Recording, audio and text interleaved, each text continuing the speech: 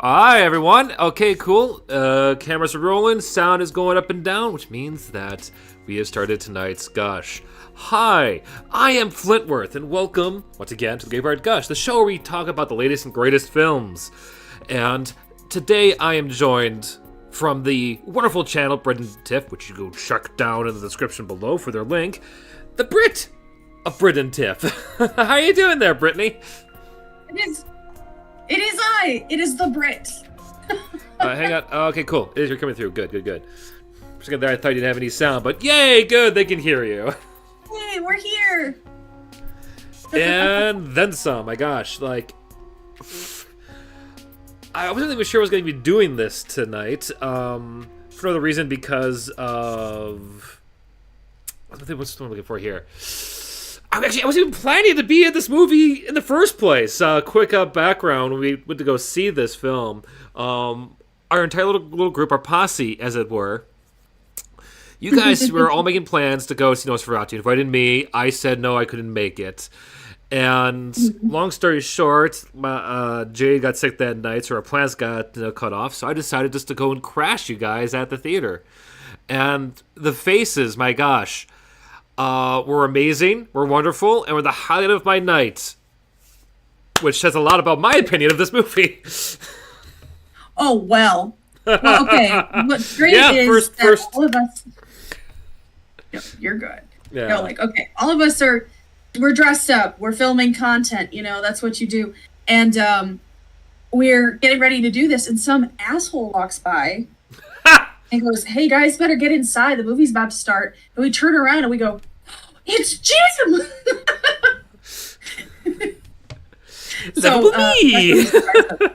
Yeah, so then we spent the previews kind of sending Snapchats to each other in the group chat. Yeah. Just to kind of have that laugh. Yeah, if I recall, all of you were amused by the fact that I took my shoes off in my own little personal sofa I had at the theater. And I think even Kimberly, who's not here tonight, though she wanted to be, was enamored with the fact that I was wearing socks with little grippies in the bottom. Yeah, she took a sneaky picture and went, "Oh, he's got the grippers out." The grippers, yeah. But yes, in the end, you were all there, and as well as myself, to see the latest gothic horror film, Nosferatu, which came out just last year, last month, no less. It's the latest film written and directed by Robert Eggers, starring Bill Skarsgård, Nicholas Hoult, Lily Rose Depp, Aaron Taylor Johnson, Ralph Ineson, William Dafoe, Emma Corrin, and Simon Brittany. Gosh, all those big names. And effectively, for those who have ever seen any of the versions of this story before, the film is about a young German woman, Depp, who is being hunted and pursued by a Transylvanian vampire. Skarsgård is obsessed with her as he brings havoc to her town. Basically, it's almost like you would say it's kind of a ripoff of Dracula because it technically kind of is. It was the original Nosferatu. It absolutely is. Yeah, was done without any prior okay from the copyright holders. Also, thank you, TV Tropes, for that lovely little short description of the movie. But I have to ask right off the bat. I know clearly my feelings of this film, I hope it was put across, that I was mixed on it. But Brett, you're the one I know. You're representing, for the film, the fan, the love, the appreciation. How would you rate this film overall? Well, at the time that Tiff and I did our quick car cut, which is not out on the channel yet, so don't panic if y'all haven't seen it. But it will be shortly. At the time we did the quick car cut, I think I gave it an 8 out of 10, and I think now I would probably bump that up to a 9 out of 10. And so the thing is, when we give ratings on the quick cut, we don't always think about, we're not looking at, we're not putting it on a rubric. We're just kind of looking at how we felt the experience was overall, and if we'd come back to the movie. And as I'm sitting with this, I'm sure I'm gonna even go higher. Ooh, okay.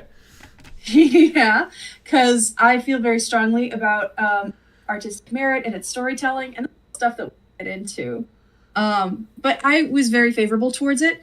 Tiffany, not so much. She didn't hate it, but Hmm. we did have a couple looks back and forth across the car, going, "That's your opinion, and that's okay." So it'll be interesting when it comes out. But yeah, that was kind of my initial impression of it. Yeah, no, I loved the fact, from my point of view, how, which by the way, my ratings on this film, at least for at the time when I saw it, was probably a solid 5 out of 10. Okay. Only because, like I said, like I told everyone else, like I didn't hate it, but I didn't like it. Fair.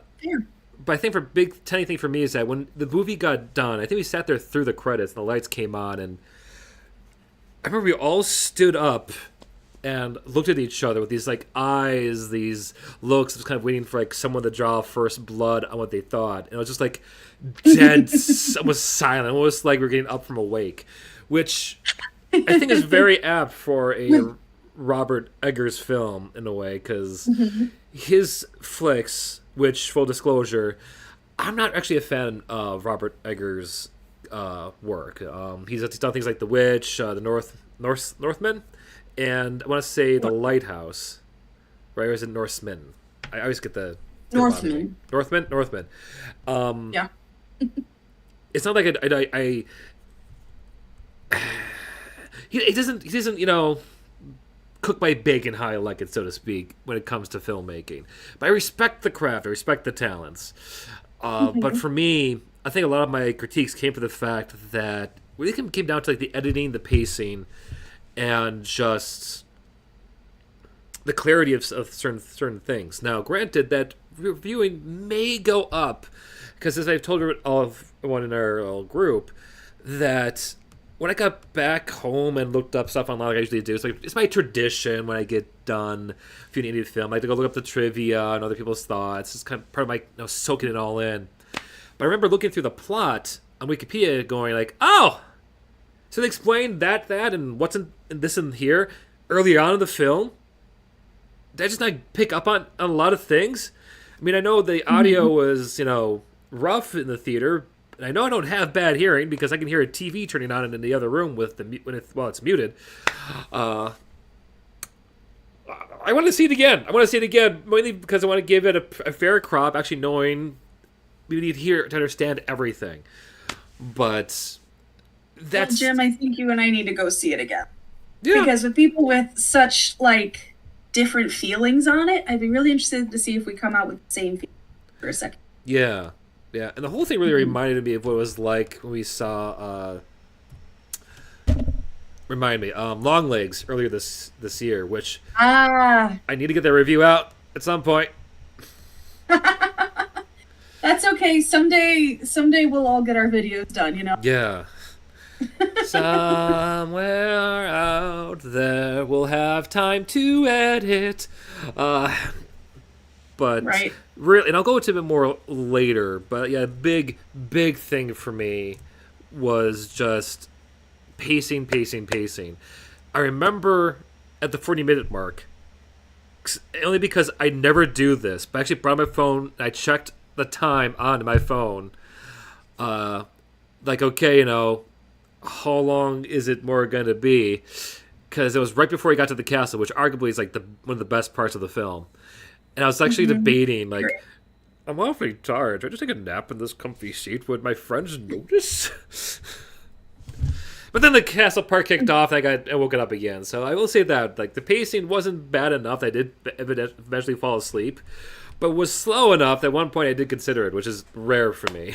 It was also late, We saw the 9 o'clock showing, which when you go to a movie theater is more like 9:30. But I actually stayed up like 1 a.m.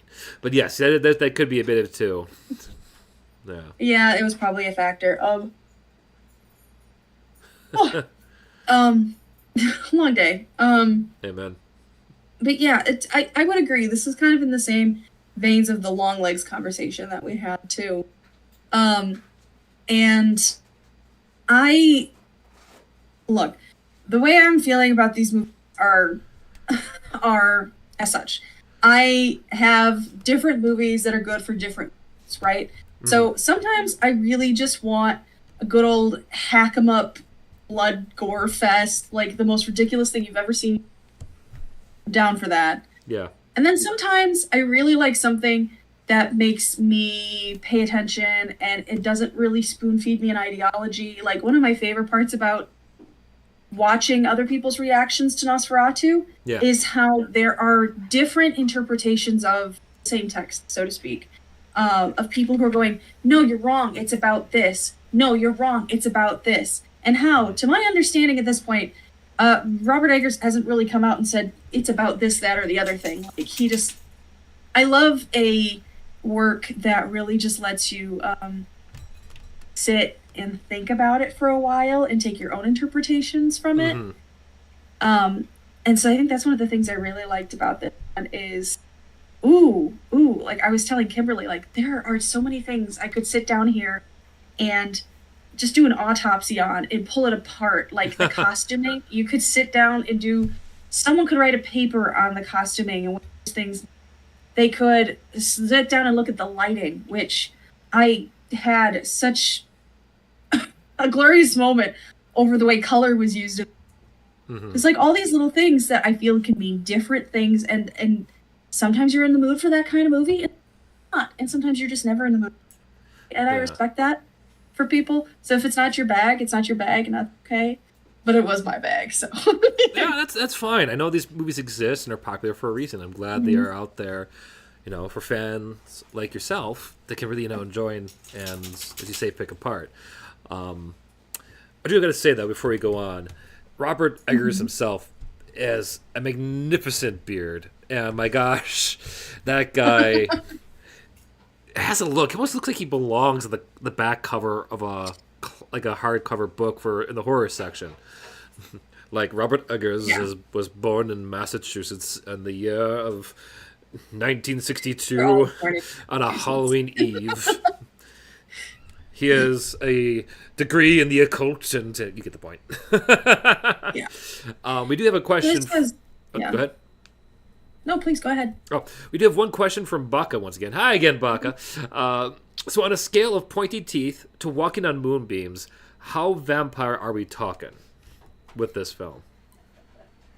Not sure we're walking on moonbeams, fall things. Same, but I just thought it was an interesting question nonetheless. This is absolutely your old school vampires. So old they're not even using slates. They're just chipping shit into the rock. Yeah. That's so old school. We don't even use chalk. Mm-hmm. Very much so. I think that's a good segue to at least start getting to talking about the monster for at least a little bit. Count Orlok himself. Because I would rate that between pointy teeth to walking on moonbeams. I would rate him on... I want to say like the classic, because to me classic is like Bela Lugosi. That look that was like carved in stone with Universal monster movies. With this went way back to the original description of Dracula, which I thought was an interesting choice because, and here let me get a visual example for those who don't know their film history. Count Orlok, which a lot of people our age grew up seeing, ironically enough, for the first time in a SpongeBob episode, is like this almost goblin-esque kind of figure. This is awfully closer than I would want, but it will have to do. But yeah, like this big old pointy ears, kind of has somewhat like rat-like teeth with bony-looking goblin fingers to boot. Whereas... I can't show it on screen, damn it. Oh well. But the point is, the Dracula we all kind of grew up seeing was coined more so by Bela Lugosi with the kind of suave, almost like dripping sexual aura, gravitas. I can't think of the right word here. I am not a good wordsmith at the moment. Whereas the one here in the movie of the Nosferatu 2024 basically took a lot of inspiration for the original writings. It looked like looks like he crawled out of Vlad the Impaler's grave himself with a big bushy mustache. So Yes.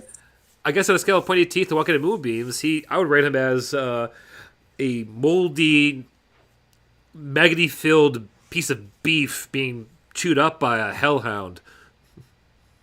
Well, there's something really interesting about how he's presented and how we have, as a culture, have what we've done with vampires. Because, like, historically, vampires have always been symbolic of a repressed desire. And, you know, nowadays, when it comes to particularly women in desire, we don't need to get into all the social nuances of that, but it's far more accepted now than it was then. And to have him return to a terrifying, disgusting, ugly creature would be a lot more symbolic of what how desire actually was viewed back then. Especially a woman's desire, how she would be of the devil for such a thing. So he would come off as terrifying in that way. And so in that way, we do kind of get more of, I think, a faithful interpretation of vampires at that time.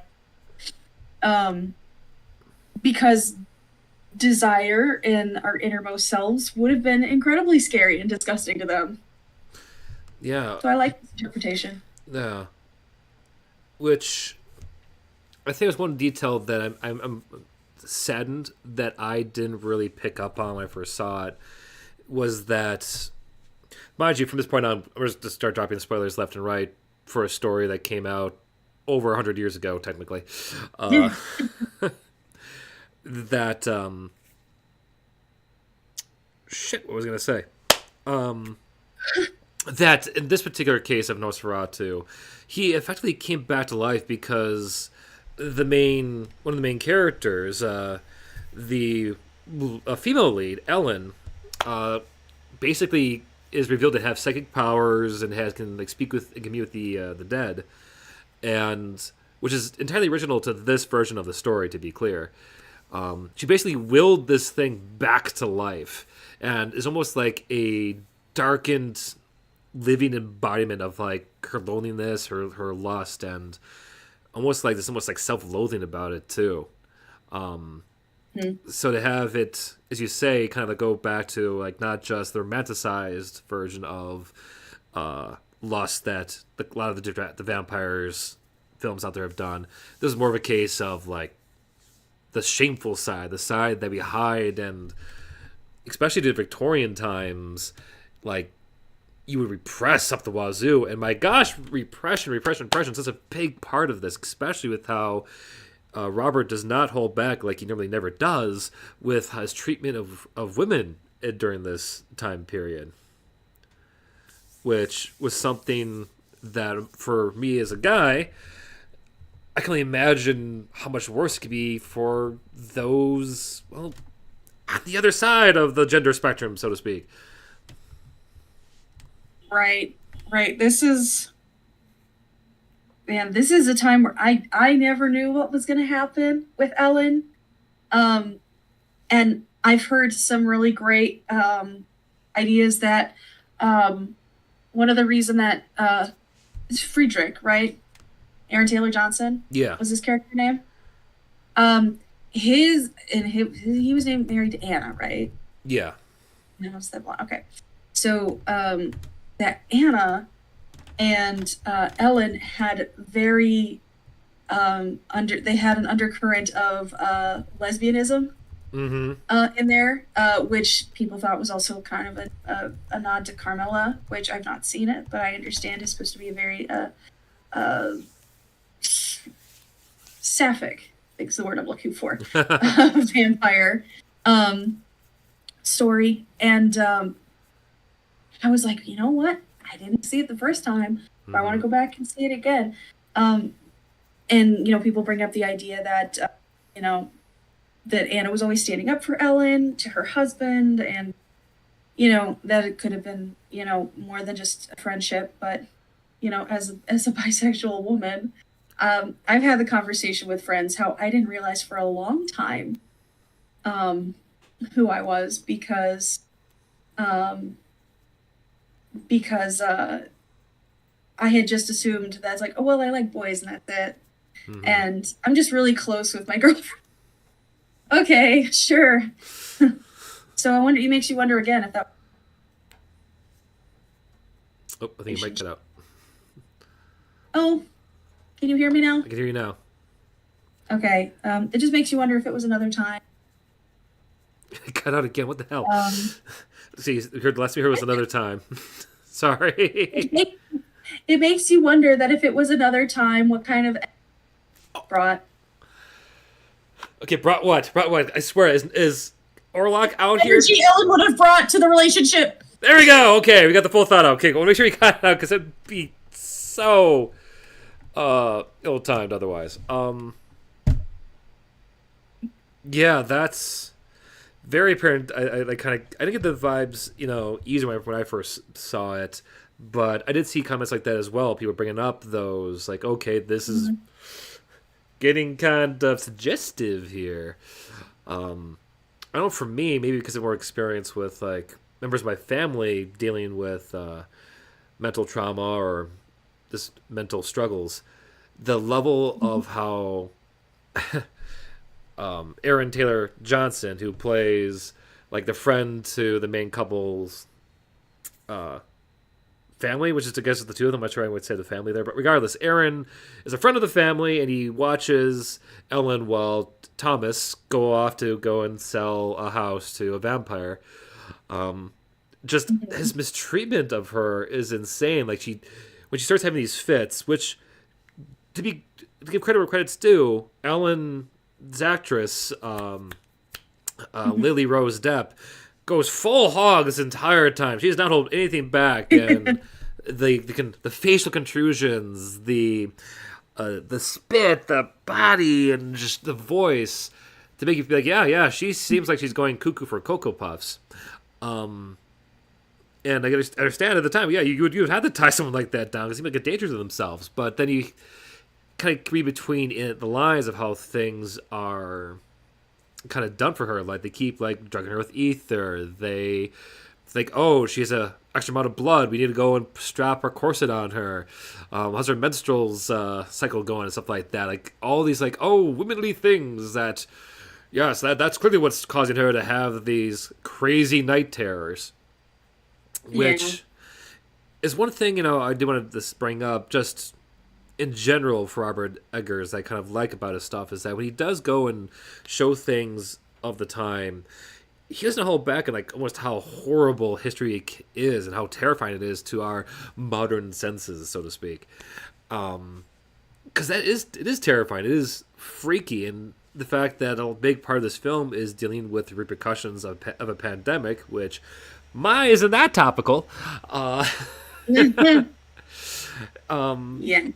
Is very what's what I'm looking for here? Powerful. It's like a gut punch how things kind of play out there. But I guess that's where my problems start to come up with the film.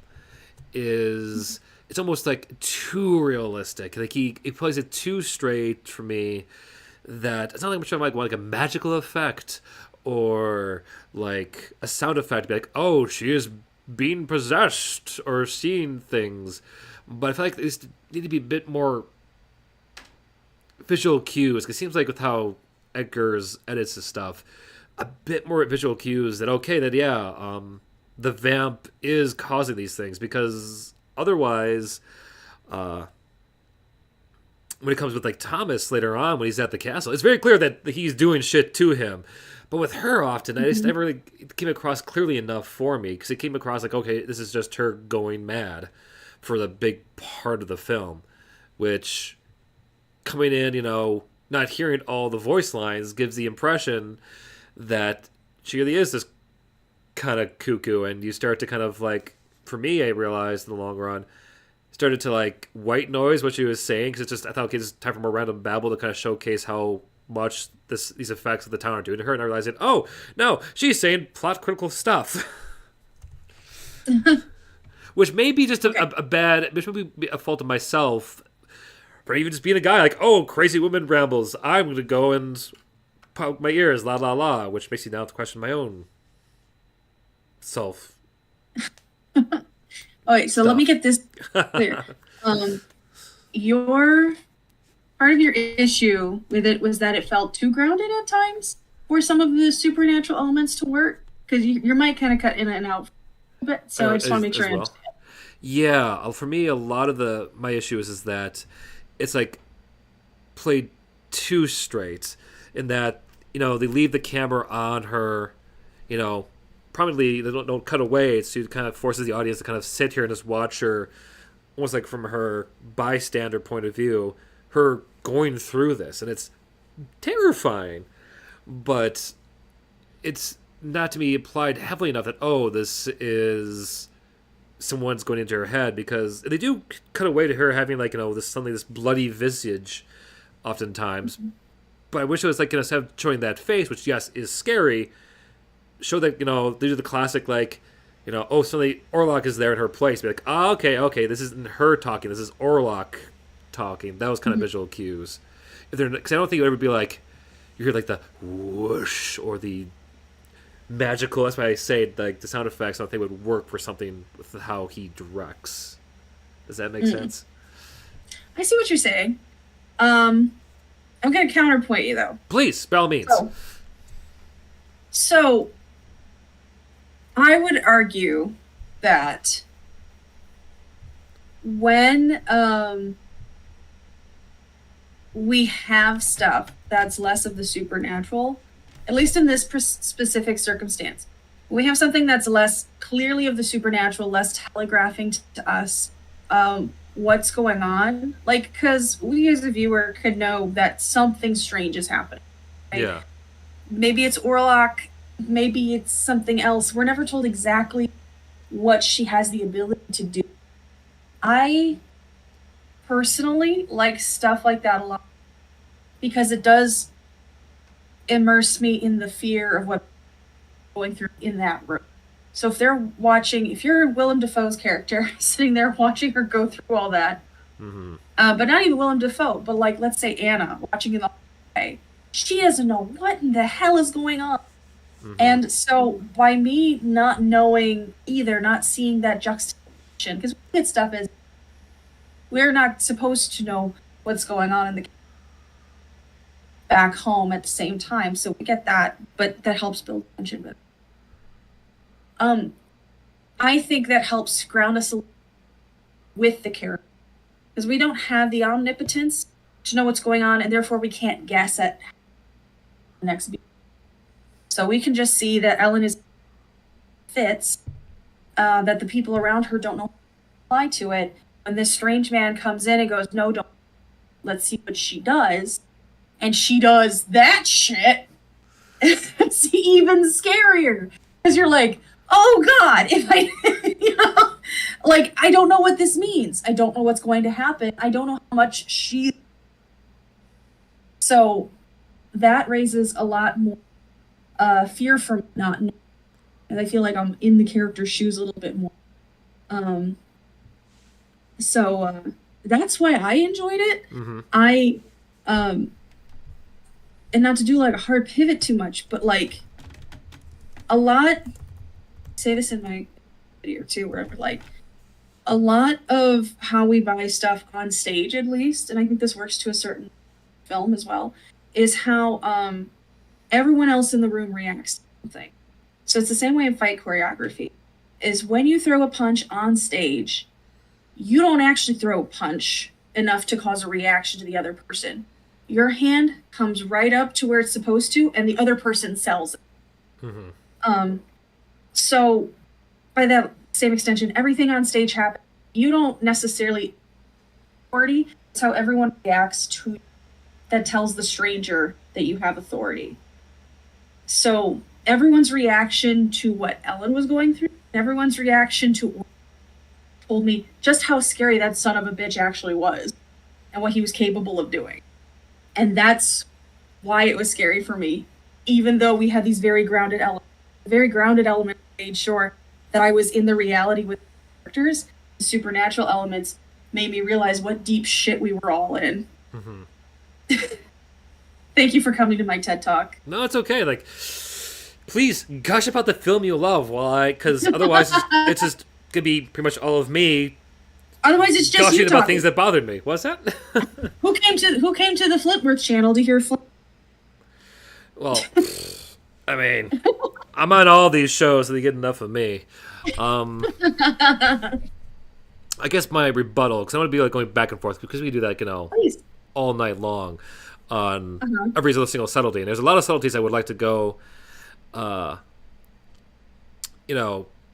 back and forth on all of this for too long, but I guess that's where kind of lies my situation, in that I agree. I on the importance of how everyone else is reacting, like his the Count's power there.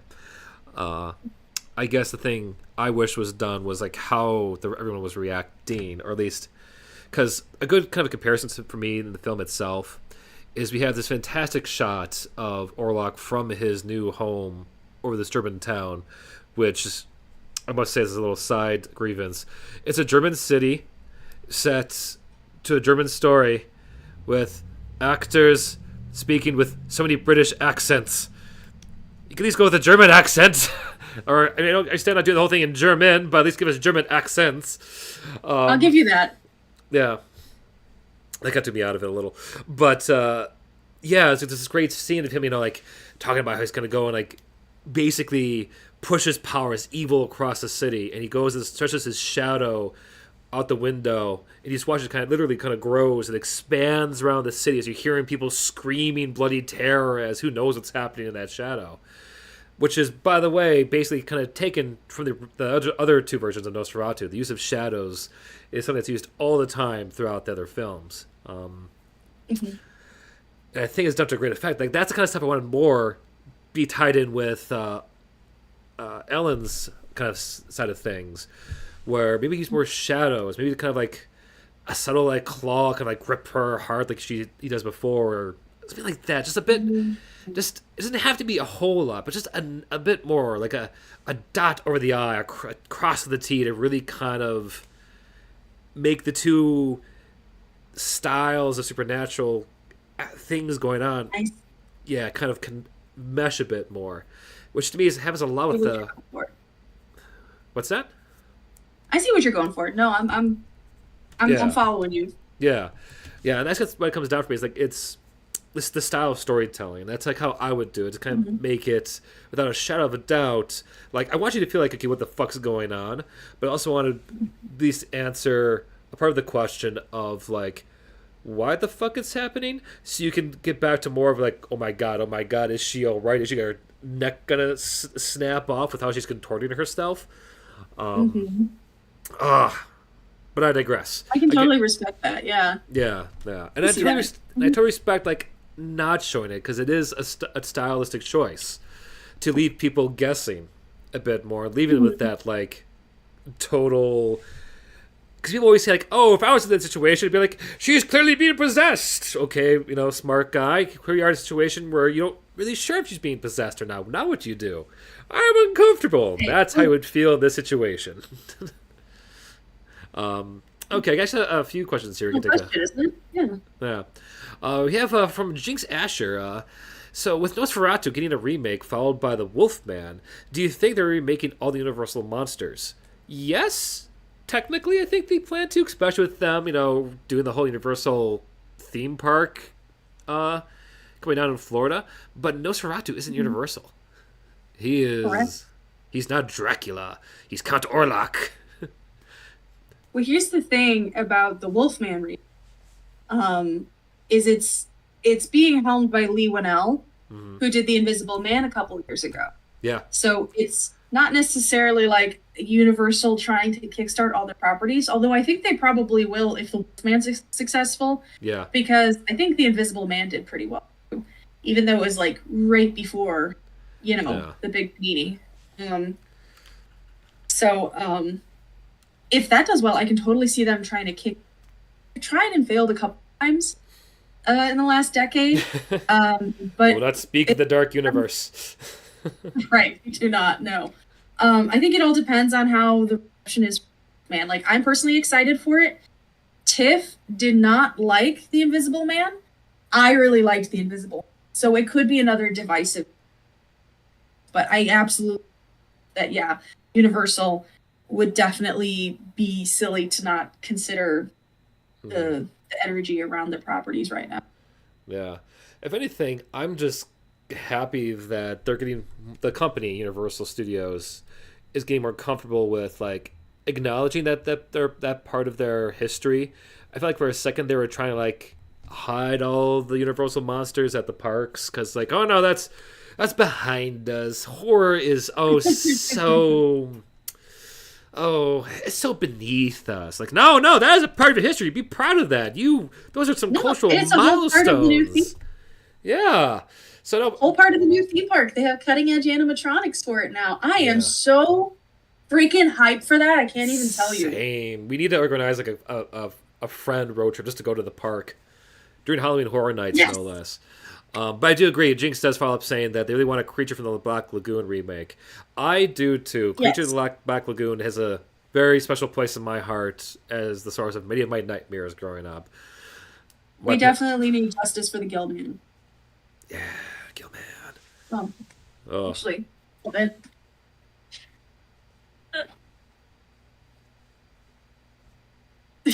Oh gosh, Gilman doll. Gilman. It's hard to see. I see. You can see that.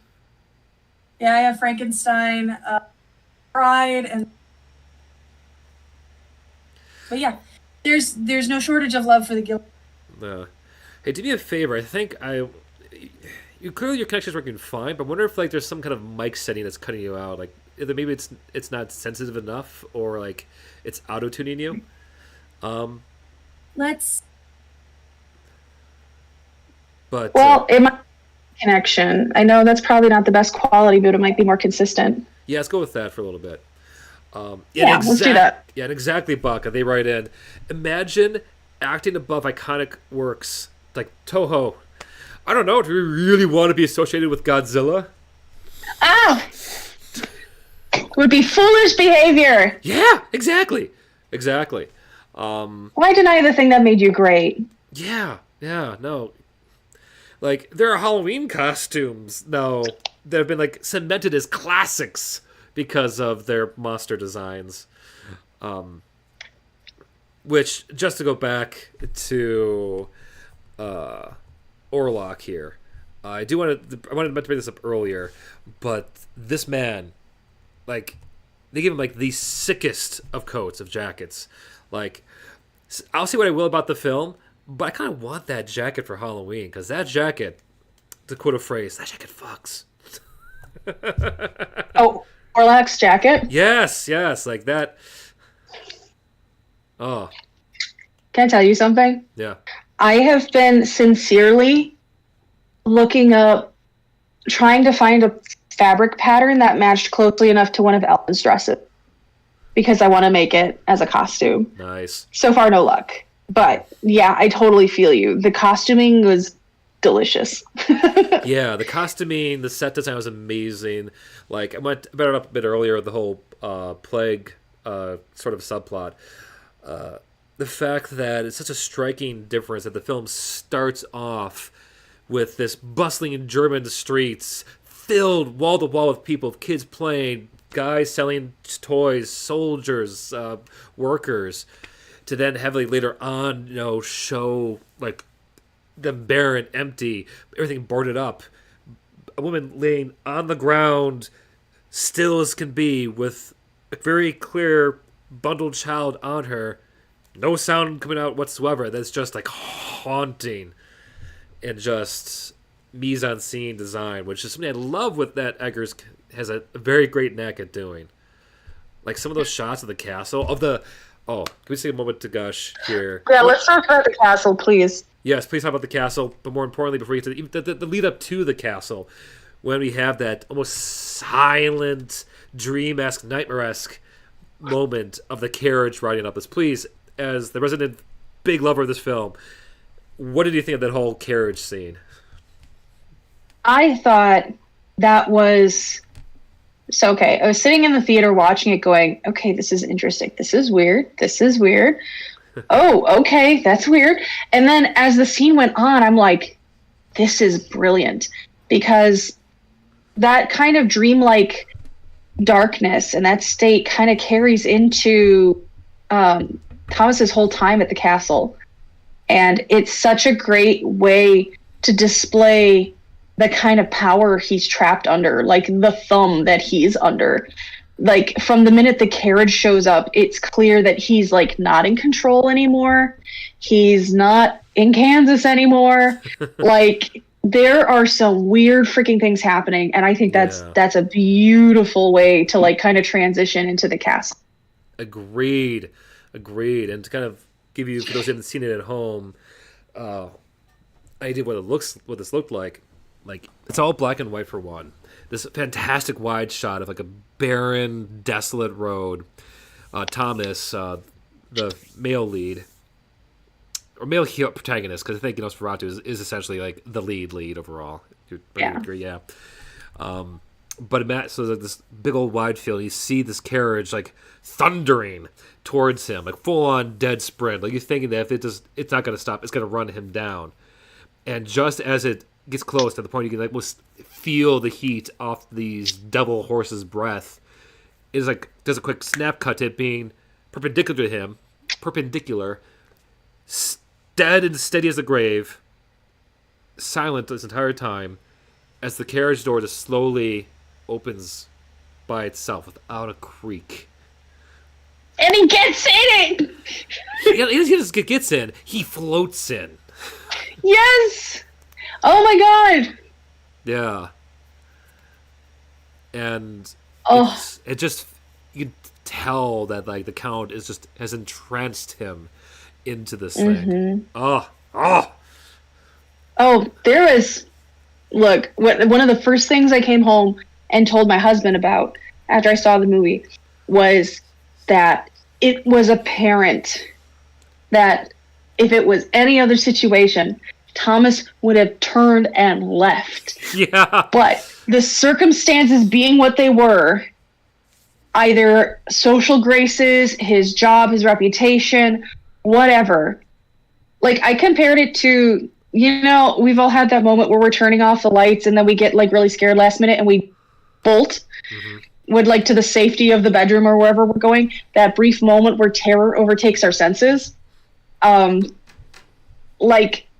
This was it for Thomas the whole time. Can you imagine thinking you're a man of reason and logic going, there's a reason behind this, but that part of your brain is going, you need to run right now. Yeah. And that's why the castle scene in general is just so beautifully built up, because Nicholas Hoult does such a great job of displaying that continued building of, I need to go. And then the polite part of his brain, the one that's supposed to be a modern, intelligent man going, don't be silly. You're going to ruin everything if you run out. He's a little weird and that's it. Like, until it's finally too much. It's beautifully built upon and I love it. It is. And for clarity for their friends at home, he's only mainly here, I thought he built it up in this version of the story, because A, he's promised a big old promotion with his job. B, the promise of gold to move him and his beautiful wife out of their tiny little apartment to a proper home. And when you consider C, that he's friends with essentially the harbor master, who has like rings up the wazoo. He has like personalized cups, like two children with another one on the way. This is like his idolized, his dream of, what he wants to be with Ellen, who he knows full well had a rough childhood herself. Like, yeah, that's why he's here. That's why he's going so far away and almost risking life and limb because, he wants to give her everything she feels like she deserves without realizing that she already has it with him. Yeah. Yeah. Oh, then we get to the castle. And my God, the creepy use of shadows and the actual great display of vampire powers. Like, they don't ever once show him turning into a bat. However, they do show, I think, at times, his ability to transform into a hellhound, which is so rarely done in modern vampire media. Mm-hmm.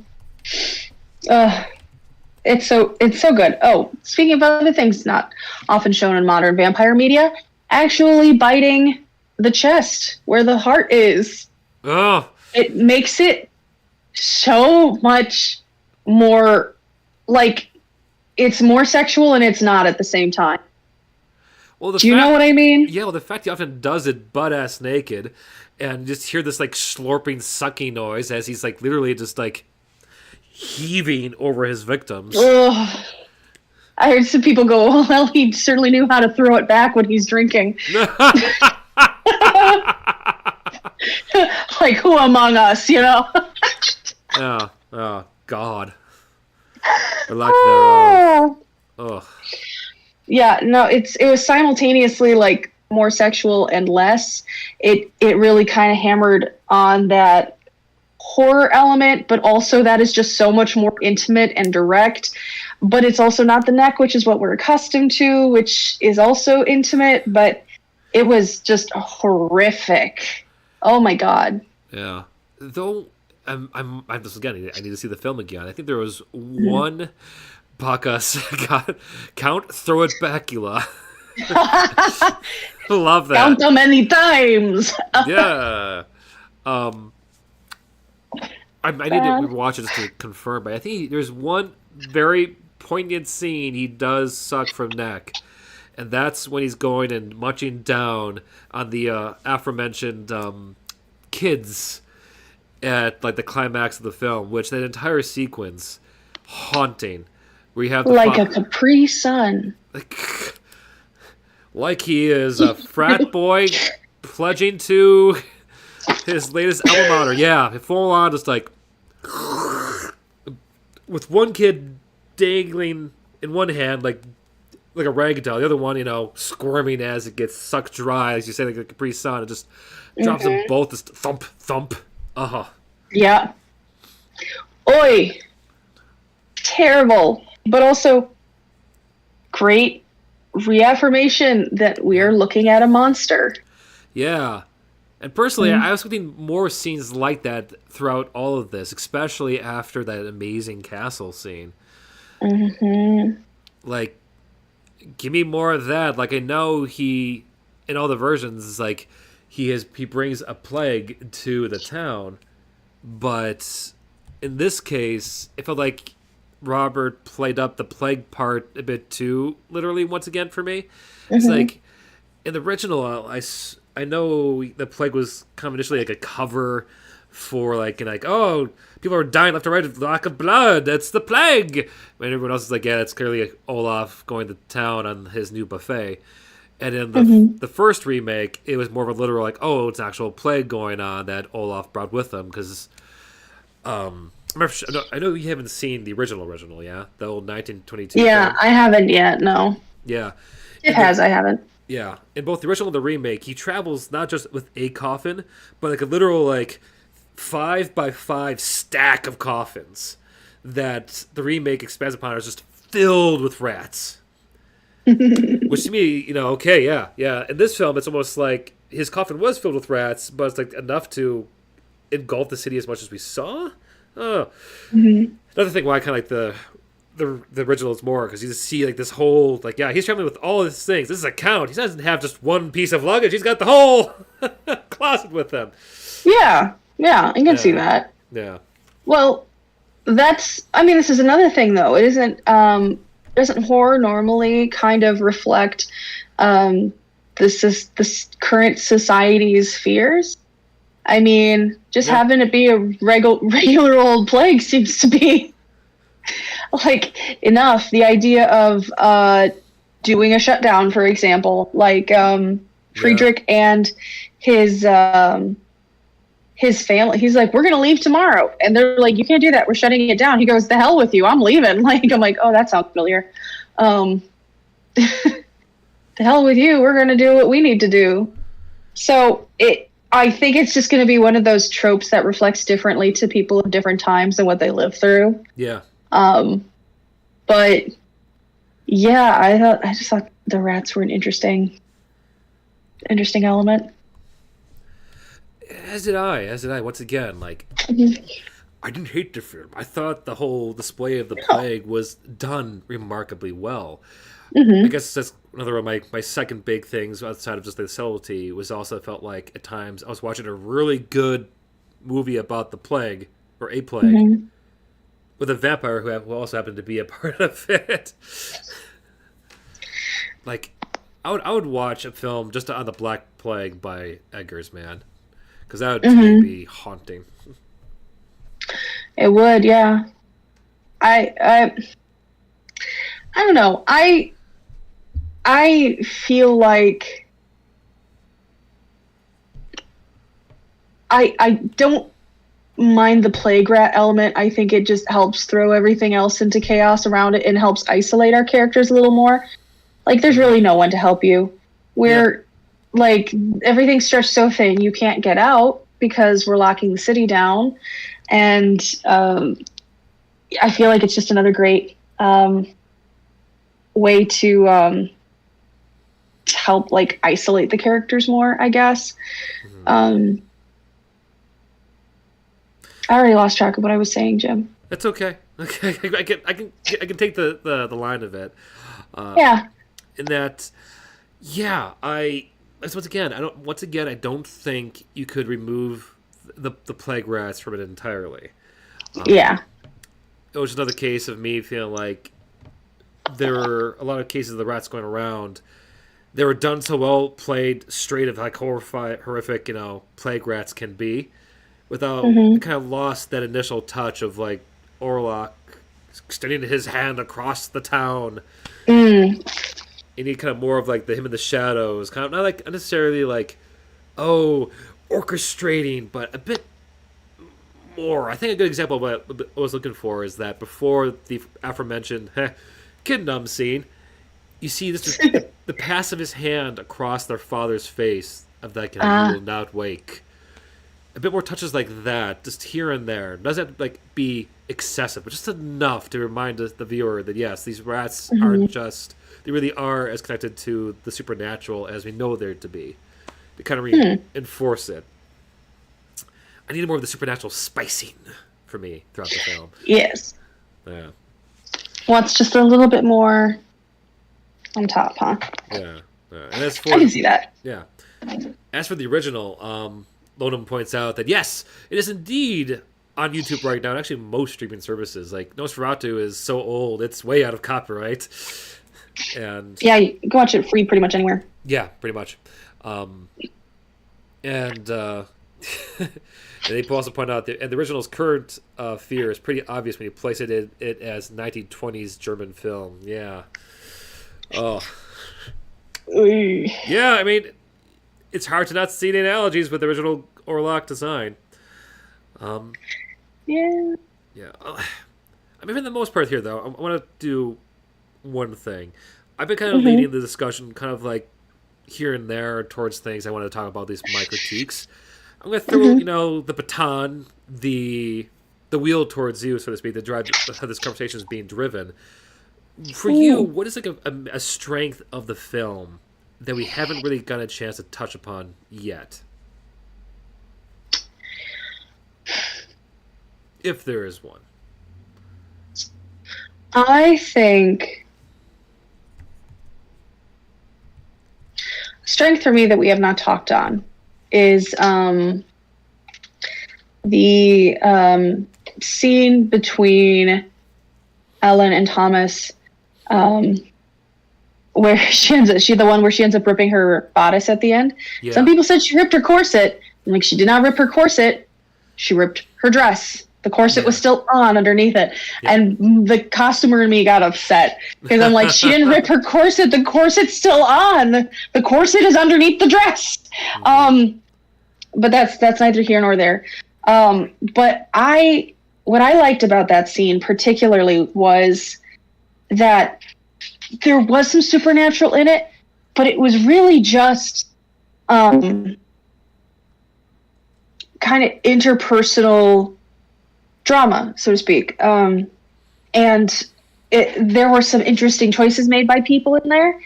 But then I remembered that people under stress and people under trauma rarely behave like reasonable human beings. So particularly Ellen's lashing out about him leaving, like, and now they're in the situation. And I can see her, like, in the throes of desperation and anger and sadness going, why didn't you listen to me? And getting angry at him and lashing out at that way. Is it right? No. But, like, I can see people behaving like that. And then you can also maybe perhaps say there's an influence of Warlock in there to throw some of the barbs that she does at him. Yeah. And then one of the weirdest choices, but not necessarily outside the realm of how he would behave, is when she throws some barbs at him, like, oh, you could never, like, please me the way he did, or whatever she said. And he goes, bet, I'm gonna blow that back out.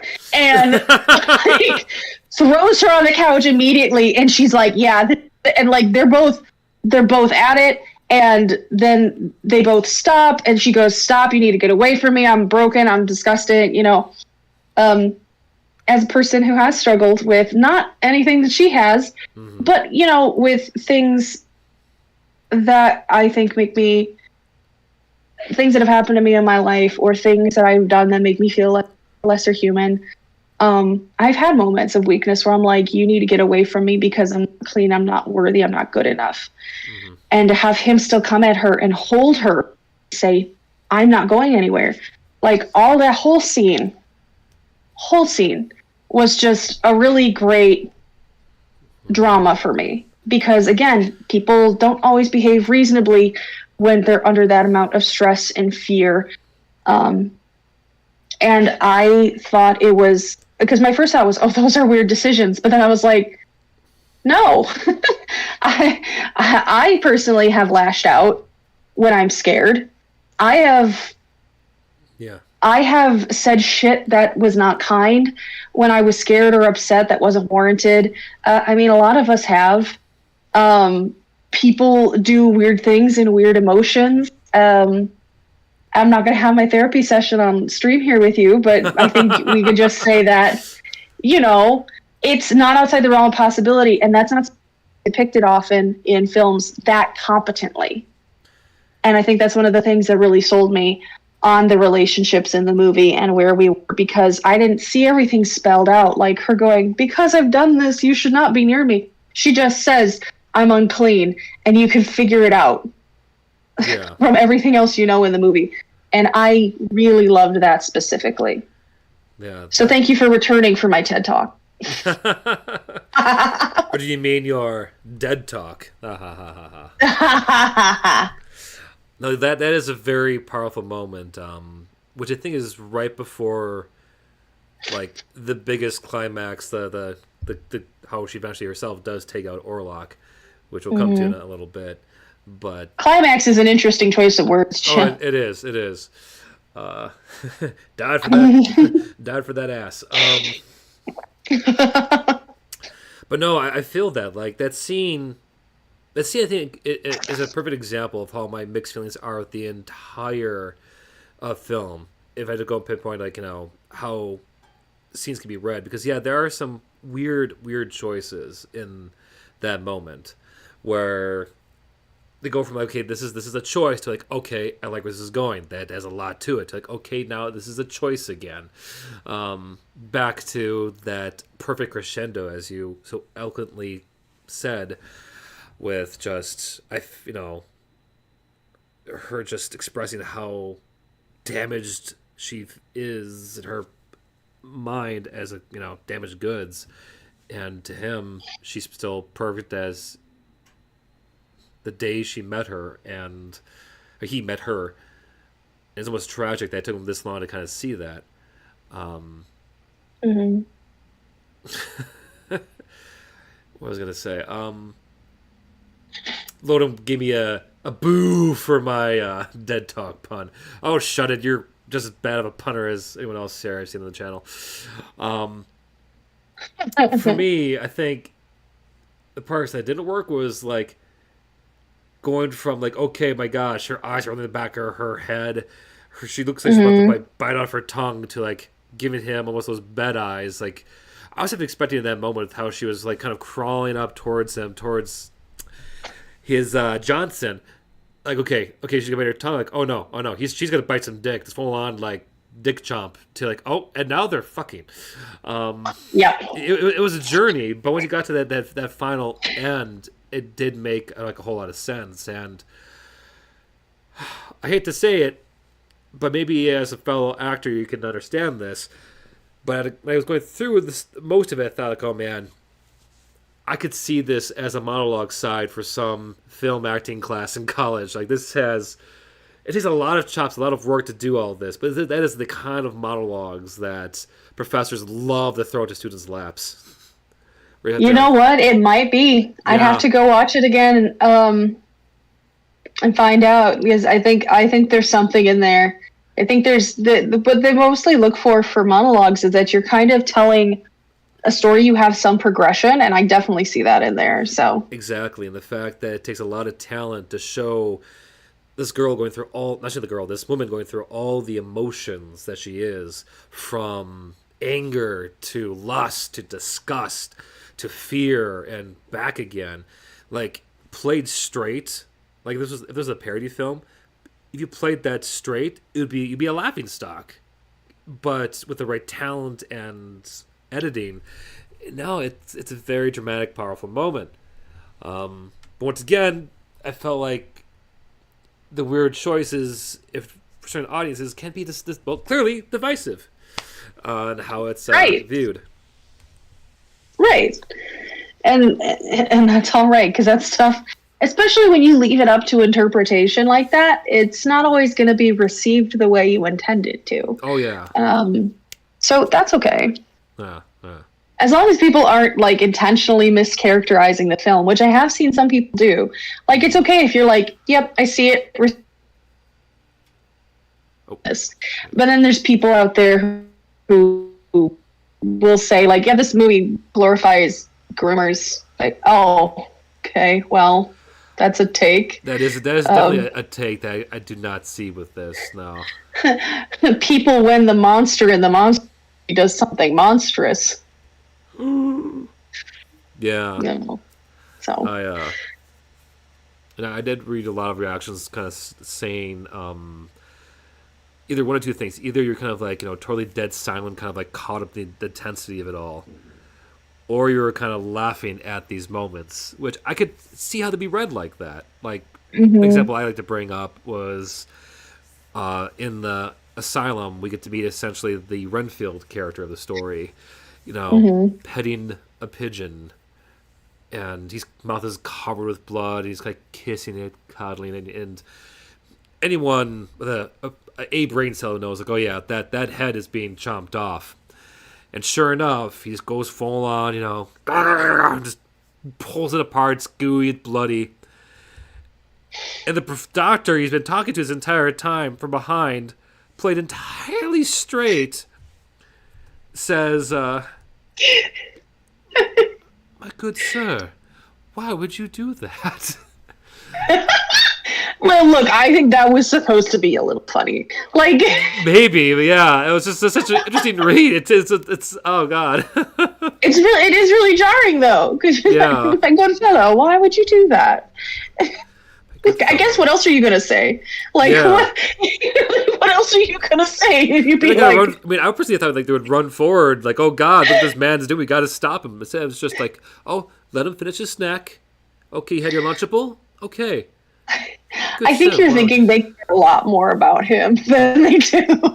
Probably. They're like, oh, it's another guy. Oh. Yeah. Great, this is going to be a mess. Yeah. Why would you do that? Like someone who's been working customer service for far, far too long. It's just like, oh, sir, why would you do that? I have to clean this up. Exactly. Why would you do that? Baka writes in, that werewolf is glorifying cannibalism. Oh, no!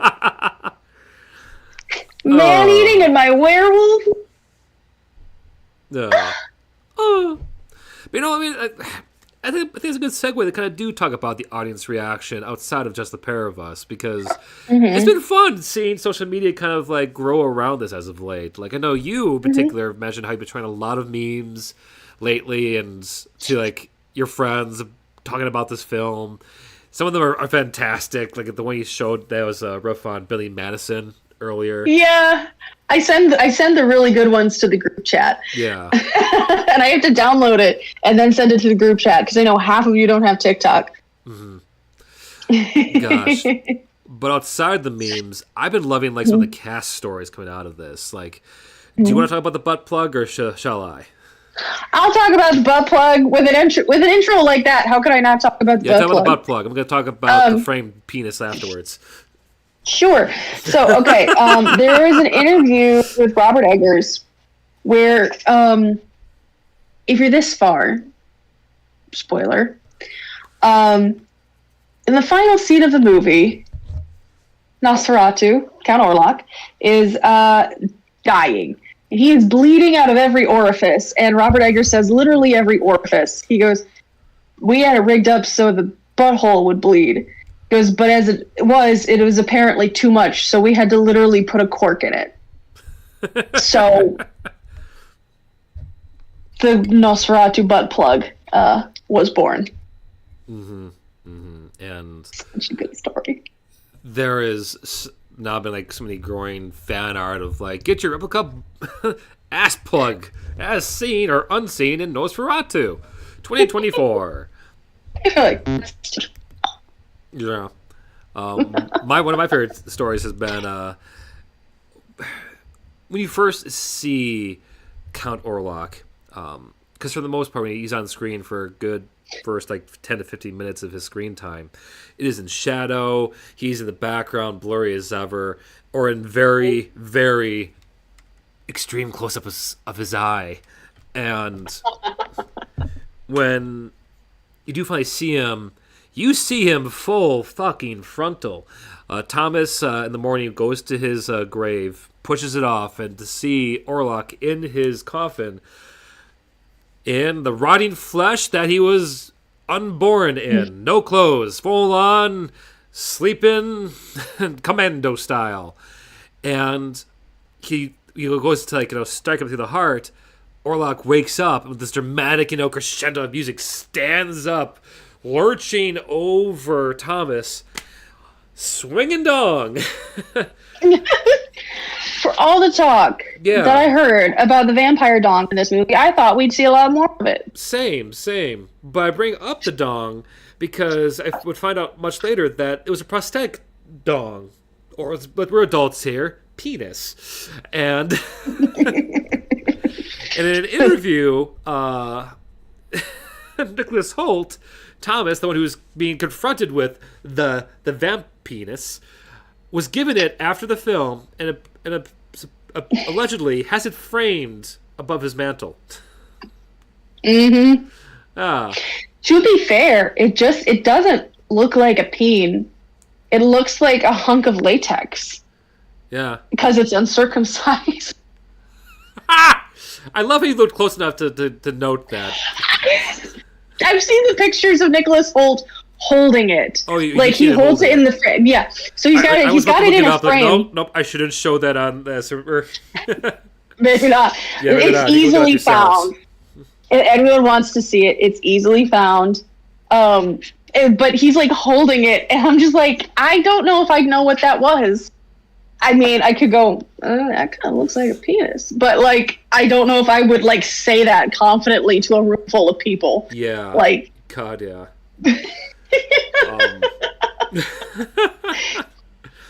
Baka writes in, man, cover that wooden stake up. Ain't nobody trying to see that. Yeah, exactly. Here's one thing we can show off that I sort of hate that I didn't realize until much later. For those who follow me on my social media, Jade and I saw Sonic 3 at theaters last Tuesday. And I was waiting for her to use the bathroom. I saw someone walk out with to come to realize much later. It's That looks like Orlov's coffin. I wonder if they saw it. I should ask what they thought about it. You know what? It could be some quirky purse. But no! It was indeed his coffin, but more specifically, it was a Nosferatu popcorn bucket. Yeah, Kimberly's been wanting to get her hands on one of the. Yeah, and I've seen people actually show that it's big enough to fit like multiple burritos inside. You know, I've thought about it. I've gone back and forth. I just don't have the money to burn on it, and I don't know where I'd put it quite yet. Mm-hmm. I wouldn't use it for popcorn, because who uses a popcorn bucket for popcorn? Yeah. Well, they have this trend of these really weird, like, really strange, like, popcorn buckets. I think it really kicked off with the Dune bucket. Oh, yeah. Like, I think, yeah. Which we have seen one in real life. The theater we perform Rocky Horror at has one on display. It's their tip bucket, isn't it? It's their tip bucket, yeah. Yeah, I love that for them, honestly. Mm-hmm. It's so funny. Tip bucket, yeah, but they have all these really detailed popcorn buckets now. Like, I don't even want to get them for popcorn. I just want to get them for props. Like, they had a really cool, like, Batman 1989, like, bat signal that I wanted. And then some of the Beetlejuice ones were really cool just for props. But these popcorn buckets are insane. Yeah. Yeah, give me 1 second. My webcam is freaking out. Oh, okay, I'll vamp. Keep Okay.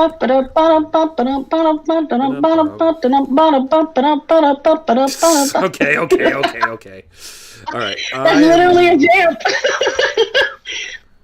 Sorry. You're fine. Here, we're just gonna change my camera to my laptop.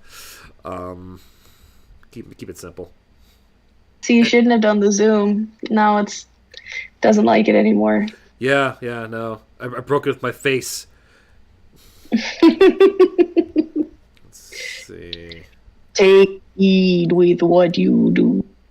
Let's see if not. I'm just gonna be set to please stand by for the most of this because I don't want to go and fiddle with the settings just yet because my camera is dying.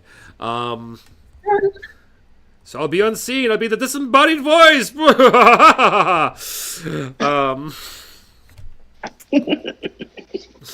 Gosh. Okay. Oh, but yeah, I feel you though with the popcorn bucket nonsense. And you know what? For those at home, I'm still gonna act like I have my camera. So whenever you see this is me talking. Here, if you make it more obvious, there we go. Put my name up. But the popcorn buckets I've been seeing lately, I think going forward, I'm gonna make it a part of the show. Okay, need to rate the popcorn bucket, which yeah, is it something like? I kind of want it. I mean, I say what I will about the film, but that's a solid Halloween decoration there, man. That's creepy, right? Like, okay, it's one of those things where if it was at the theater I was going to and they had it like then and there and I could buy it, it would probably be a pretty good impulse buy for me. Yeah. I'm just also like trying to see like how the detail is on it because I'm pretty sure most of that is printed in flat. No, it's at least when I saw it, it looked like it was carved in a little bit. What? If it's carved, then it's on like done. Yeah. That looks pretty cool. Yeah. Right? I have to look. Maybe when we go back to rewatch the film, we need to get our own little Nosferatu buckets. But yeah, we gotta go somewhere where they sell it. I don't think they sell it at the Marcus. Mm-hmm. That's like the only downside. Oh, that's kind of fun. On the bottom of the lid, in the actual coffin bottom itself, it's a bunch of rats. Oh yeah, I've seen pictures of that. I love that. That's fun. That is fun. Okay, another unintentional moment of comedy in the movie when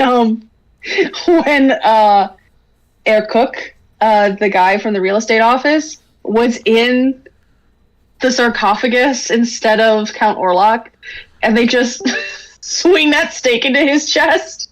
Yeah. And he goes, I should have been the Prince of Rats. And Willem Dafoe goes, shut up! And like, it's the snake!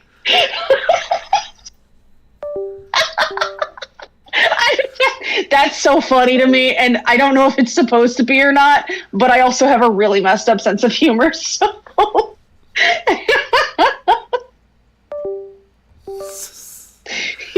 But the thing is, it's hard to not, enjoy, like, a good William Dafoe chewing the fat, which I think is maybe we've kind of danced around it for a little bit, for far too long.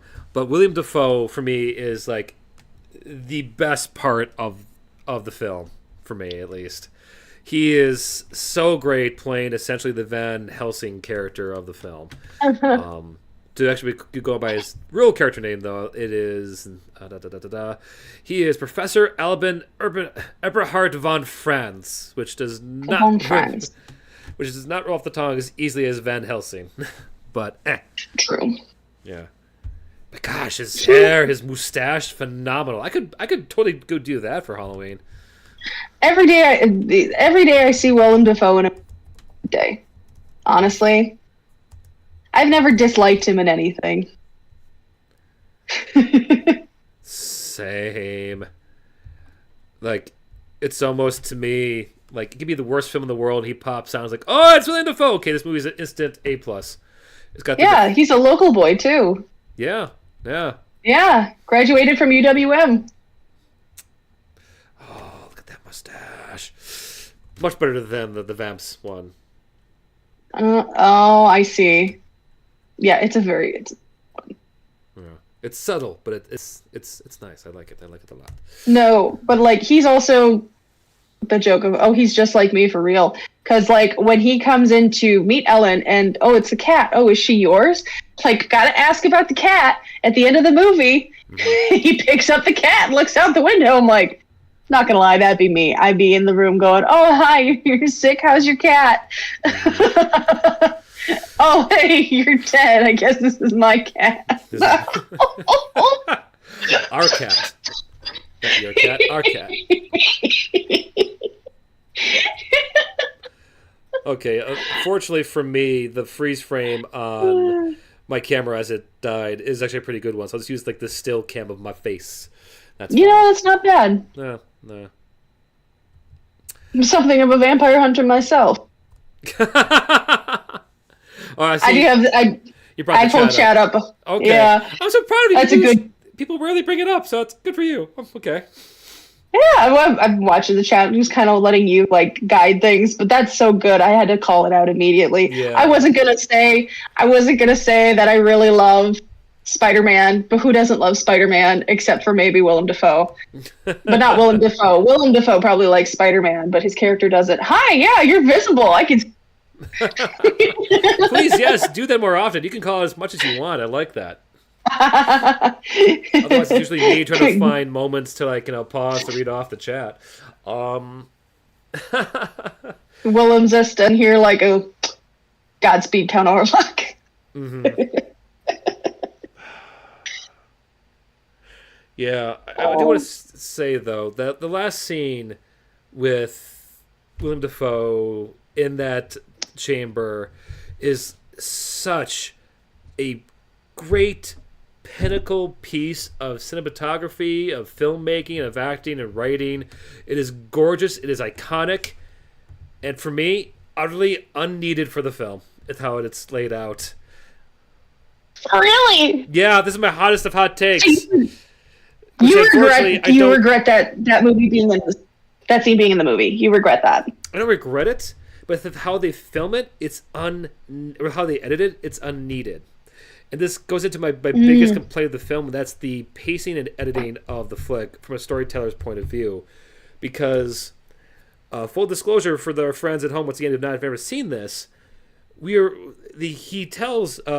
Defoe's character tells Ellen straight up before all of this happens that, only you really can kill the beast. You need to only a maiden who basically... Jim, I can't hear you anymore. You're completely frozen. Completely frozen.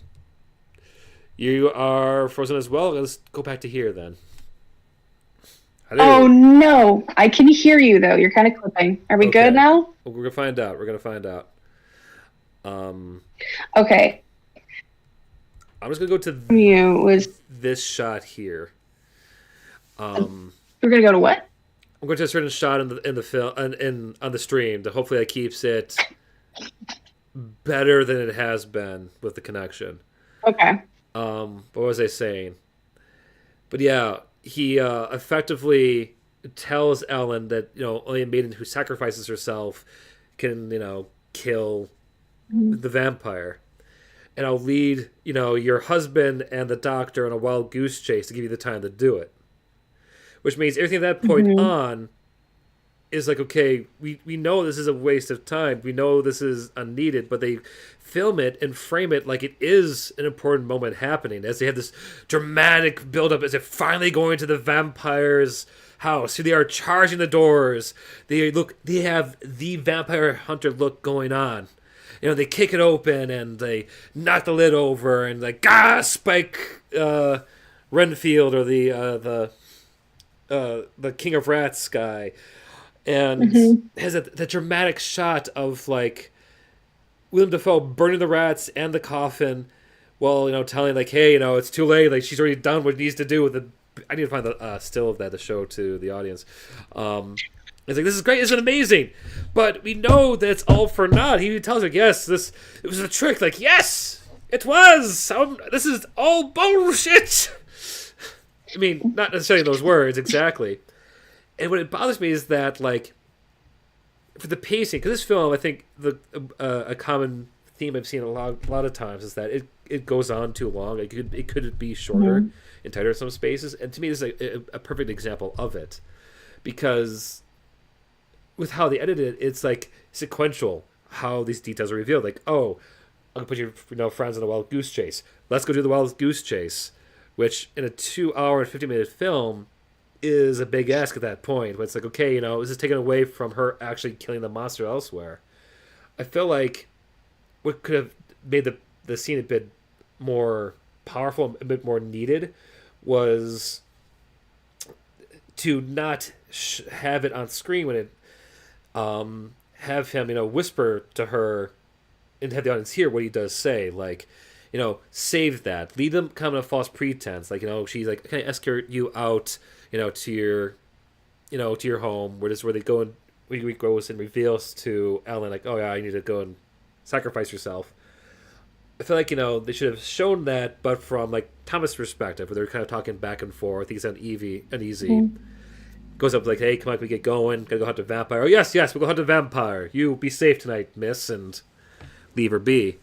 And then they have to go to do the whole scene, go to the house, so dramatic, get like, oh, the vampire's not there. Like, yes, that's because your wife is sacrificing herself to save us all. And then that's what would have it kind of cut back to her point of view. And actually, that's when she would reveal to her, the whole details of how to take out Count Orlok. Basically having the audience be on Thomas's kind of like bait and switch moment, like, oh shit, this is all just bait for what's really happening back at home. Because unlike you, I knew it was going to happen. The Orlok dies the same way in every case, where he's essentially tricked into feasting for far too long, or to lusting for far too long until the rooster crows. And with this being a new adaptation, having it kind of like teased at the very, very end whether they're going to go through with the original Nosferatu ending, I think it would have made the moment so much better. And I'm not sure how I explained that altogether. But yeah, that's like, just change the sequence a little bit. It would have been perfect for me. I can see that argument. Yeah. Now, from my perspective, please. I like the order, the way it is. First of all, that scene with Willem Dafoe burning everything, and the audience already knowing what he's kind of put into motion, like, you kind of already hate that tragedy as it happens, but like really seeing how he's slightly unhinged in that moment makes you wonder, like, oh God, did they do the right thing? Like, is she really, is she gonna, do the right thing? Is there a way she can be saved? And then you contrast that with Thomas running across town to try to get to her makes you wonder, is he going to get to her in time? Are things going to end a little bit differently? I think the flip side of that is also that we get this really great conversation of agency right away when it happens, when the decision is made. Because if you reorder it, yeah, you could still do a little bit of a flashback to that conversation. So now you can see what they're whispering about, like you mentioned. Mm-hmm. But I still like that this puts more agency in Ellen's hands immediately. Mm-hmm. And the conversation they have about how, in another world you would have been a priestess of Isis. Like him kind of understanding that there's something different about her and she understanding that. I love the lines of dialogue like, I've never known any sin. I've only known my nature. And he goes, well, lean into your nature. Yeah. All of this is very not saying the quiet part out loud, but kind of finally talk about it, where someone sees her for who she is and not in the way that Orc does, which is this predatory, a taker, an appetite kind of thing. But him like kind of seeing her with awe, going, wow, you really are, you're like an angel of sorts. You have these abilities. Well, you could save us all, and then she makes that choice to do it. So then I think that heightens a little bit of the fear for us because we already know they're on a wild chase and we're wondering how long it's going to take him to figure it out. And then if he's going to figure it out in time, then you have a bit of madness, which, oh my God, that frickin' shot is so cool. Where he just comes off a little bit unhinged. It's always been a little, but this one he seems a little bit more, and it makes you wonder if you were rooting for the right thing at the time. Like, did we betray Thomas by not telling him? Like, did we make the right decision by kind of passively being on this side of the story? Yeah. That's my interpretation of it. I'm sorry, I have to go run and get my laptop charger because my laptop's at like 9 minutes. So it's all you now. I'll be right back. Yeah. And yes, he does got that Scrooge drip going on. Baka. Well, while she's away, I will kind of like, see, this is what I'm kind of wondering now, the difference between someone who went into this story raw and have not seen or read any of the original tellings of it versus someone like myself who has seen the other versions of Nosferatu. Because, and by the by, this version of Nosferatu I think the second I don't think it's second compared to the three overall. I thought the third one's like deviations and additions kind of like gave it a bit of too much. I didn't like the ending of the second remake. Bottom line, this scene, as you can now see, I've had on screen for a little bit, is so phenomenal, so powerful. I love it. And I do want to make it clear with my mention that I felt like this sequence is unneeded. I don't want to make that be a case where the points that Defoe brings up for Ellen and her agency, God, no, that needs to be in. It is such an important element to this overall story. And I'm glad they have it in. They should keep it in. Don't ever cut that out.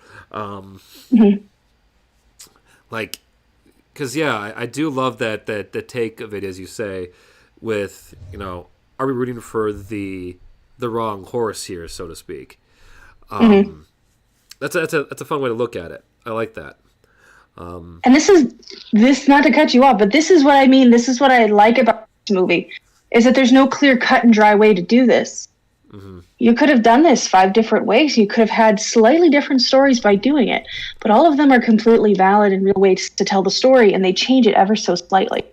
Yeah. So these conversations that we're having are why I like the movie so much. That's fair. That's fair. That's why I'm glad we're having you on here, talking with such passion about this film. No, I think for me, like, once again, it's hard for me to not help but wonder, almost as if like a devil's advocate for myself, whether what's the word I'm looking for here? The phrase that maybe is it because of my own background as a cis male, that maybe me wanting to have like the reveal that Thomas is not the hero, that's really Ellen who's going to do the heroic thing, and it's the power's utterly out of his hands. Is that because I'm a dude and want to see the rug taken out from underneath Thomas, or what? It's hard to tell. I don't think I'm smart enough or learned enough to give a conclusive answer, but at least say, as a professional amateur of talking and reviewing films, I still would have liked that reveal, just to kind of be like, yes, this classic vampire hunt that so many modern audiences are used to, this is not what's going to beat the beast. It's going to be the power of Ellen making one hell of a heroic sacrifice. Mm-hmm.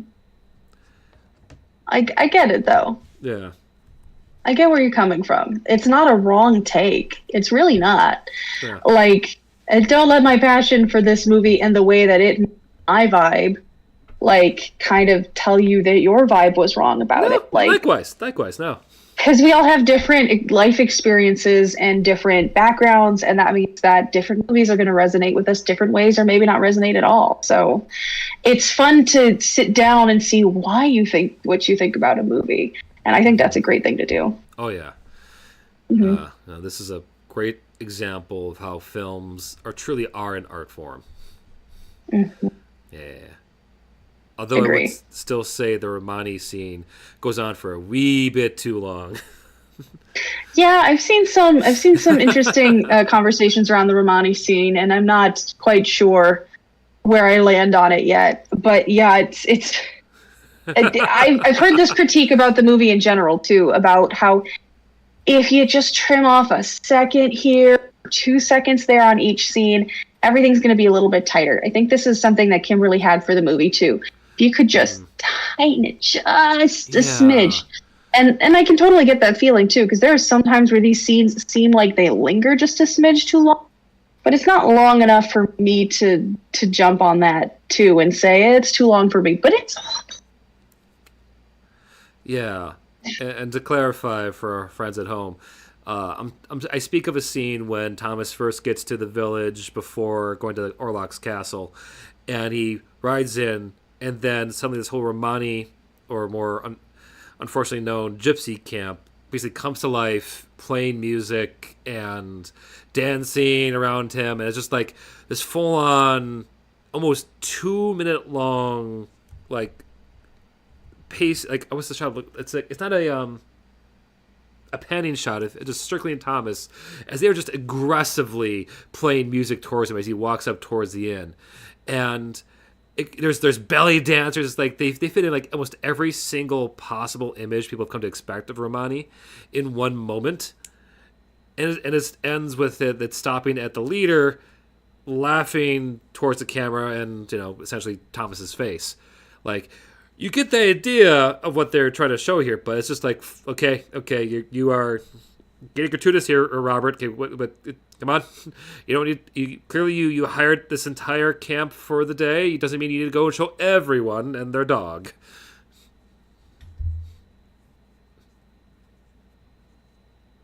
Yeah, I think Brittany may have froze, or I may have lost connection. We're both frozen. Okie dokie. I'm gonna wait. But I'm going to actually read. Oh, there we go. You're back, I think. Hey, I'm back.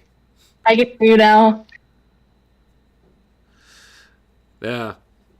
So you missed the end of my dead talk. Anyway. A little bit, yeah, but I can catch it again. Mm-hmm. Baco, I see. You kind of wish we had more people from the Joestar school of vampire hunting, punching the ghouls and using modern weaponry, trickery, and traps. I feel like in that case, you would probably enjoy a film which also has William Dafoe, Daybreakers, which is one I need to get everyone in my little friend group here to watch at some point. It came out, 15 years ago. But it's a modern take on vampires, where what would happen if vampires took over the world, humans are now livestock, but they're running out of humans and therefore blood. It's a pretty good movie, actually. It's been a long time since I've seen it, but it's pretty good. So you have seen it. Okay, I thought I was the only one. Oh yeah, I've seen it. Yeah, at least there's finally someone else. No one has ever seen this film, I feel like, except for, well, now us. But no, it's good. Oh, it's really? Good shit. Yeah. Yeah, it's a pretty good movie. I saw it in theaters, dude. That's cool. Ugh. I think it's one of those that my dad bought on DVD at Walmart and goes, I wanted to see this. So he goes, buys it on sale, and so I watched it. It was pretty good. Yeah, I told my mom to see it too. Oh. I know, Baka, you did not phrase that miserably at all. For you, Brittany, actually, I don't think you would know this, but Curse of Strahd is essentially Transylvanian D&D, and the Vistani are clearly the Romani inserts in the game. And yeah, I did the same thing where they're kind of meant to be, in the original writing, a bit more gray and kind of leaning more towards being villains. I didn't make mine strictly good. I made it so that there's different, tribes, because I think everyone is capable of both good and evil, and to kind of accentuate that, you need to have, you need the full range. So, I applaud you for doing that. I think you did more often, which is why I kind of liked it in this film, even though I did rag on the extensive use of their introduction. We also got to see these Romani go and kill a vampire on screen, which was kind of rad. Mm-hmm. Yeah. Yeah, that was pretty interesting. Yeah. Yeah. I wish they got more of them. Because they clearly put so much time and energy to all their costumes and designs, but yeah. Very cool stuff. Yeah. The only other thing I know I wanted to bring up about this flick, by and large, is the announcement that they have plans. I had to say this right after we just got talking about length. There's plans for an extended cut on the Blu-ray. Okay, I heard about that too. Yeah. And I'm wondering how much more can they add in, because it's pretty long at 2 hours and 15 minutes. Yeah, it's already pretty long. I don't know. I wonder. I'm genuinely curious because I'm absolutely getting this on DVD, Blu-ray, whatever. So be able to do a little comparison, I guess. Yeah. Let's see.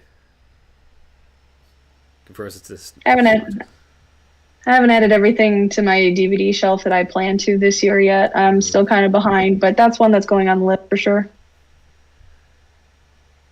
Yeah, I don't know if I will have it on my shelf, but I would be interested in at least watching the extended cut at least once. Yeah, that's okay. You can come over to my house. Yeah. You throw down your money for that vampire dog. Sorry, what was that? I said we still have to watch Ghost Watch, don't we? Ghost Watch. Did we talk about that? We have. Because I've watched Ghost Watch, and I want to watch it with people. Yeah, I would love to watch that with people. Butterfly Kisses is one I need to show with other people. My God, that found footage film. There's so much to this year that looking forward to doing, because this is this is the first gush of the new year, and there's so much to go and cover. Some new great flicks coming out, like Megan 2, Black Phone 2, The Wolfman in 2 weeks, which I want to go see in theaters, and I do want to go see Wolfman. Yeah, because that trailer was pretty rad, and yes, werewolves are my favorite Universal monster. Are they really? Yeah, I love werewolves. They're just rad.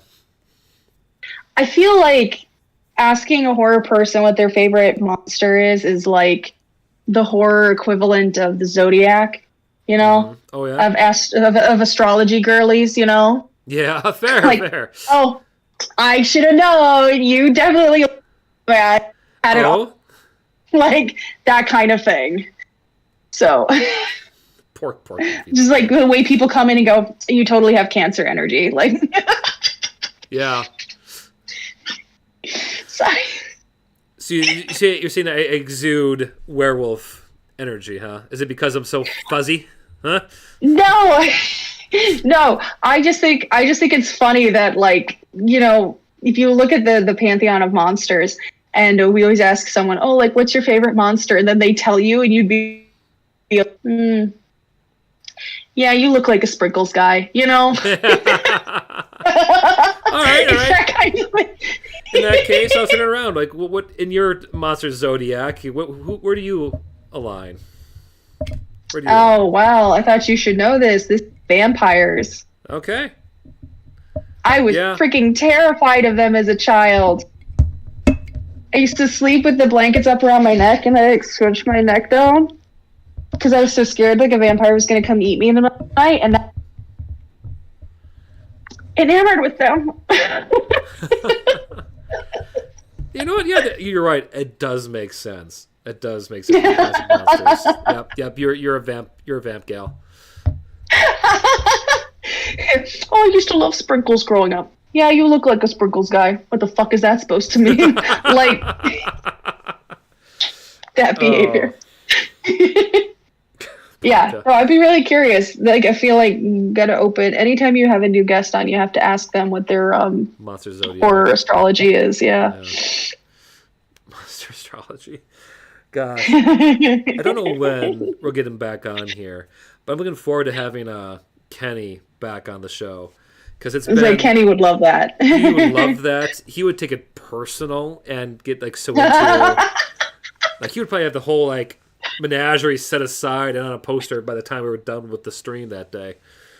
Oh yeah, if you tell him about it ahead of time too, he'll come with a presentation, and that'll be a real dead talk. That would be a true dead talk. I think that's gonna be one of the new phrases on here. Thank you, thank you for coming to our dead talk. Yeah. Now, see, now I'm wondering, because Lodo's been so quiet, and I know he would be that kind of a gremlin, did he go and actually unsub for just the time of the stream? Just for the joke? Just for the joke. He would do that. Okay, he didn't. But not to say anyone out there should do it to sell the joke, please. I'm already sensitive enough about that number. Okay. Any final things that we haven't touched upon that you'd like to before we go and wrap this up? Because we've almost been talking for 2 hours here. Yeah, we've been going. No, I think I've talked about most everything I can talk about without a second viewing and like a scholarly article to follow it up. Yeah. But just that I gushed. I loved it. I thought it was really any other initial thoughts I have, you can find in the quick car cut whenever the hell it comes out. Yep, on your channel, Brett and Tiff. Yeah, on the channel. In there, in the description. I think the last thing I really did talk more about was how gorgeous this film was. Like, you can tell that Roger... No, is it Robert or Roger? I'm suddenly having a mind fart on his Robert. name. Robert, thank you. You were combining his first and last name. I was. You know me well enough now to know how my weird naming conventions can develop in my head. Jennifer. Jessica, gosh, yeah. Story for another day, but for the longest time, I called Brittany Jessica. For some reason, no. One. This goes way back. No, because it was like the first Rocky Horror Christmas party you were at, and you were drunk. And we were playing games at the table, and you like passed it to me, and I was like, "What's my name, Jim?" And he goes, I'm like, "What's my name? What's my name?" He goes, "I know it's not Jessica."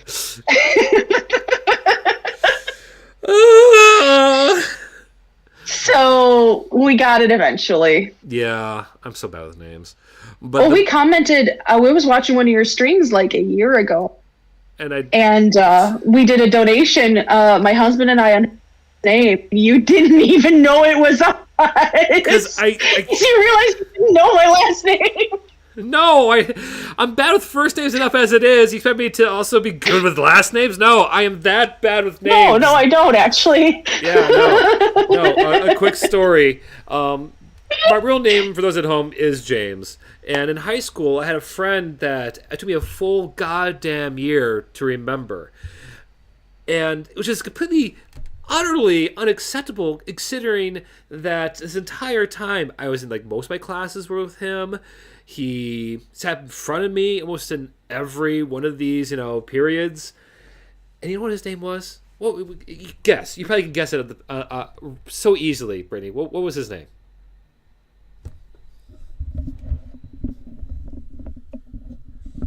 You don't know? No. It was James. I didn't want to say it. I didn't want to assume the worst. You should have assumed the worst, because the worst was true. No. Yes. Oh my god. Yes. It took me a whole year to remember my friend's name. One of my good friends' names, who recently became a father as of the 25th. So, hey, congrats, James. Well, congratulations. Yeah. I don't think he ever watches any of that stuff. But if he does, there you go. It's signed record. Yes, Rocky Horror Picture Show and alcohol does sound like the setup for a time warp joke. More than you realize, man. More than you realize. But the detail I wanted to bring up that I really loved was this sheer gorgeous shots from Robert Eggers' cinematic takes. Like, there were times that it just looked like you could just take a picture of it and frame it. And I have to give credit where credit's due. That man knows how to frame a spooky castle, a haunting alleyway, and some vampire booty. Yeah, seriously. Like, these are some of the most beautiful shots I've ever seen in a movie. Yeah. Just gorgeous. Yeah. And despite all I've said, I would recommend, going to see it for yourself so you can go make your own decisions, your own opinions, and maybe find your next favorite vampire film or your next film you like to go and chuckle at because of, good sir, why would you do that level of lines? At least you can join the discourse. Exactly. Yeah. And if you're watching this, then the discourse is half the fun. It really is. Because really, that's like the biggest part of what makes being a horror fan so great is the gushing about the flicks afterwards and beforehand and during. We're a chatty bunch. Oh, yes, we are. Yeah. We're bad. You guys were surprisingly silent when we saw this in theaters, but I digress. Well, we were very engaged. And it was also like 9:30 at night. We were full of Texas Roadhouse. So. Yeah. Which I hope to go with you guys next time. Even if it is just to chill and drink water, because I'm not sure we can afford a dinner and a movie like this every 2 weeks. Because I just bought a house. Yeah. Yeah. But that's kind of a big expense. Yeah. Anyway, I think we're just kind of rambling because I'm having too much fun here talking with a friend. Yeah. So before we end it, I do want to say once again, thank you so much for hanging out with us tonight. I think it sounds like our next film will indeed be the Wolfman, because that comes out, I want to say, next week. Yeah, it's like almost a week from now. Yeah. Well, yeah, next Friday probably. Which I am ecstatic for. Yeah, January 17th. Let's see the timing on this, because if not, I'll need to find a different film to watch or bring up before the next. Let's see. Oh, that'll work. Yeah, because that'd be on a Friday, and the next episode of The Gush would be on the 20th. So that's perfect. Hell yeah. The streaming hopefully thing's I'll have gonna work. Car cut up for the Wolfman by then too. Yeah. I'll be quicker than I was with Nosferatu. Yeah. No, I'm excited. Yeah. Streaming leads to messy, a bit more raw, dead talks. But you know what? It's nice to be topical with the films as they come out. Exactly. Yeah. Okay. Oh, thank you, Baka. Yeah. All right. Anyway. That's where that's the Tiffany time card. Gosh, I need to get a proper Steam board to Stream board. I think it's called, or Stream Deck. That's what it is for these things. Because my goodness, it's clear sometimes I am futzing with calling up certain scenes. But you know what? Despite all that, hey, you at home, thank you for watching. Thank you for being a part of this crazy thing we like to call the Graveyard Gush. And if you were here with us, lurking behind the scenes, you're awesome. Thank you for listening to the end. Baka, you're cool. Lodum, you're awesome as well for, popping in when you did. And